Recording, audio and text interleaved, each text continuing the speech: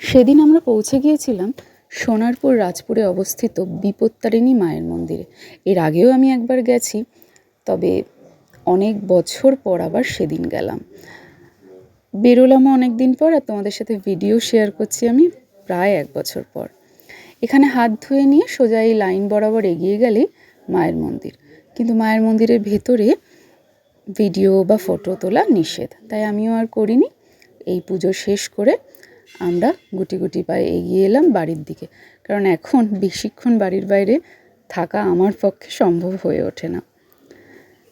মন্দিরটা এতটাই সুন্দর আর অনেকটা জায়গা জুড়ে, আমি পুরোপুরি ঘুরে হয়তো দেখাতে পারছি না, কিন্তু ভীষণ সুন্দর। সকালে গিয়েছিলাম বলে আমাদের বেশ খিদেও পেয়ে গিয়েছিল, সানডে বলে কথা, তাই চলে এসেছিলাম আমরা ব্রেকফাস্ট নিতে। ব্রেকফাস্ট করলাম ধোসা ইন বলে একটি সাউথ ইন্ডিয়ান দোকানে। ধোসাই নিয়েছিলাম, খুবই সুন্দর খেতে ছিল ধোসা।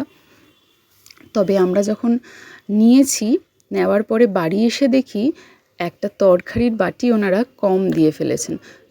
তবে ওনাদের ব্যবহার অত্যন্তই ভালো। আমি জানানোর সাথে সাথে ওনারা কিন্তু পার্সেল করে আমার ওই তরকারির বাটি ফেরত দিয়ে গিয়েছিলেন।